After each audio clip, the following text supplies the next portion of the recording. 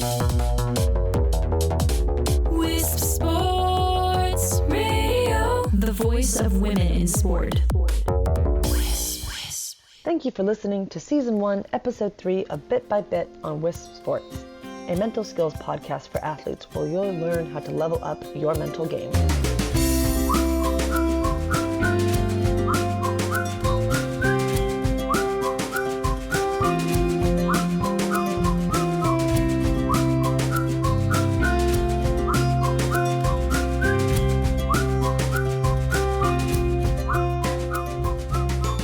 Hey, welcome back to Bit by Bit with me, Erin McGuire.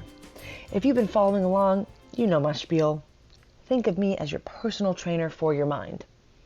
I'm helping you change your thinking to be more effective and efficient so you can ditch your nerves in the locker room, head into game time, ready to go. Last time, we unpacked another thought replacement strategy, control-based thinking. The major takeaway was you can control yourself. You cannot control anything else. The challenge is to revision things within your control. For instance, you can't control that the weather affects an outdoor sport, but you can control how you react.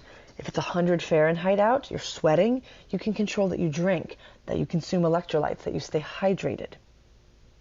Now, you can't control the outcome, you can't control who wins in any sporting situation, but you can control that you use your tools to perform your personal best. You can't control what your coach has to say. You can control how you respond. Today, we're using that foundation of solution-based thinking from Episode 1 and control-based thinking from Episode 2 to set SMART goals.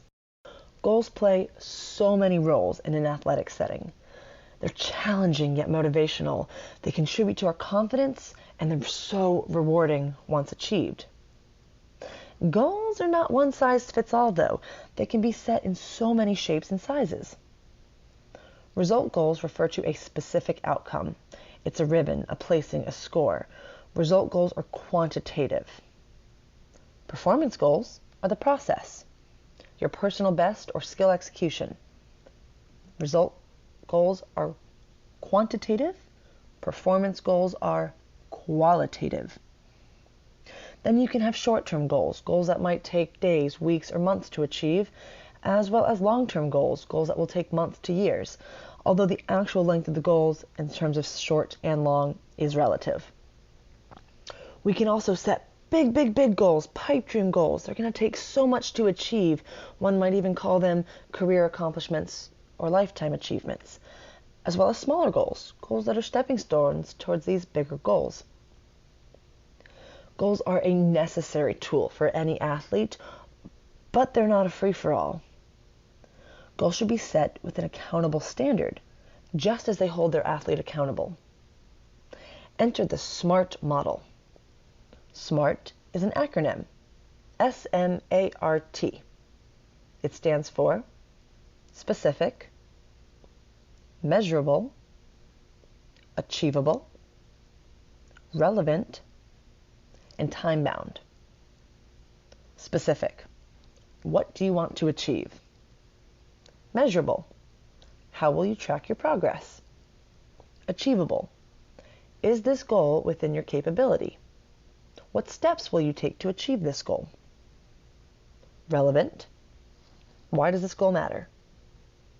And time-bound. What's your deadline?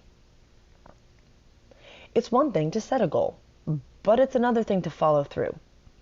The SMART model is an excellent way to determine if your goals are worth achieving. This model can be applied to all goals, performance, results, long, short, big, little. Let's look at this in an athletic context. A teenage soccer player may set 2 goals. First, I want to start on my traveling team this season. Second, I want to better my juggling skills. Let's look at the first goal. I want to start on my traveling team. This is a result goal. The desired outcome is starting. But recall our chat last week about control. Can this soccer player control who her coach selects as starters? No, she cannot. But can she control her performance?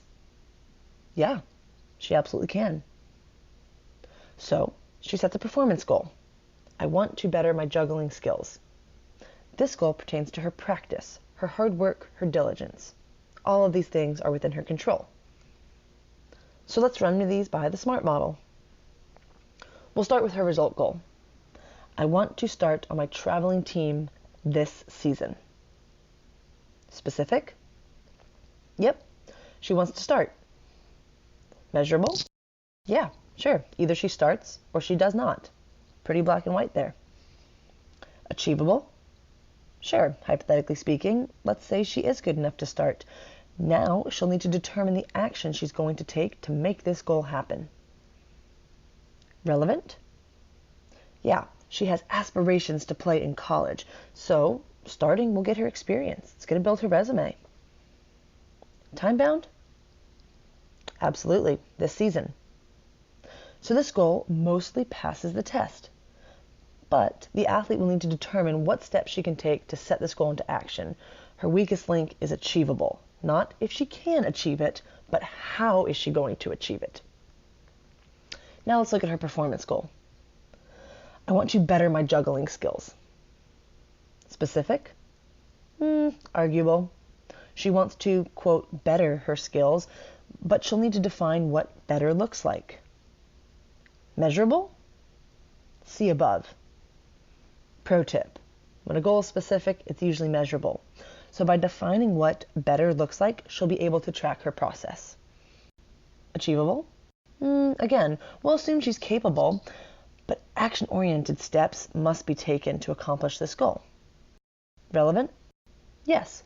Bettering her juggling skills will make her a more confident, quick-footed soccer player, and that can contribute to her goal of being a starter and ultimately playing in college. Time-bound? She hasn't put a deadline on this one. So this goal, it's good in theory, but it needs some work to get it into motion. To level up this goal, this athlete could say, this season I will practice my juggling for 10 minutes a day, 5 days a week. I will try to keep the ball off the ground for 30 seconds on a time. This number will increase as I progress. This newly formed goal has filled the gaps left in the specific, measurable, achievable, and time-bound dimensions. Now, what about big goals? What about little goals? What about short and long term? Let's overlap these. A 20-something-year-old female runner sets a long-term, big goal of competing in the Boston Marathon in her lifetime. At present, she's completed a single marathon with a time of 4.5 hours. Now this long-term result, big goal, it's specific, it's measurable, it's relevant, and it's time-bound, but it needs a lot of work in the achievable department. She can't just leap there.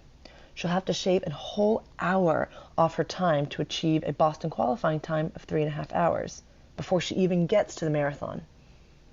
So, she sets that as her slightly smaller goal, to achieve a Boston qualifying time of 3.5 hours or better.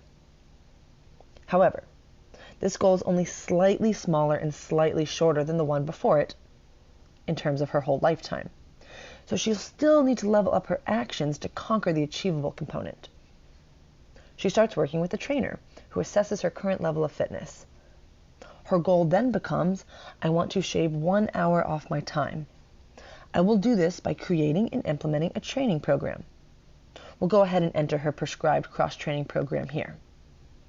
And that is so much better. It's tangible, and it will likely include strength training, cross-training, flexibility, and cardio, in addition to rest days. Better yet, this athlete may set even smaller goals of, today, I will increase my reps in my lower body exercises to build my overall strength. Or, today, I will shave 2 minutes off my 5-mile time. These are small goals, all set using the SMART model, and they're stepping stones for her bigger goals, which will ultimately lead her to her life goal of completing the Boston Marathon. Conversations from the world of women's sports. This is Wisp Sports Radio. All right, episode 3, SMART goals are the best goals. Goals come in all shapes and sizes: performance, results, little, big, short-term, long-term. Our golden standard is setting goals that are specific, measurable, achievable, relevant, and time-bound. Smart. I hope this was helpful, and I would love to hear your thoughts on this topic. Feel free to join in the conversation on social media at Wisp Sports. You can also find me at Remarkable Athletics on Instagram or Remarkable Athletic Solutions LLC on Facebook. Any feedback or suggestions for future episodes can be emailed to info@wispsports.com. Next week, we'll take our goals to work as we discuss self-talk. Until then, thank you so much for listening to Season 1, Episode 3 of Bit by Bit with me, Erin McGuire. Remember to subscribe to Wisp Sports to keep up with future episodes and help us turn up the volume on women's sports. I'll see you next time.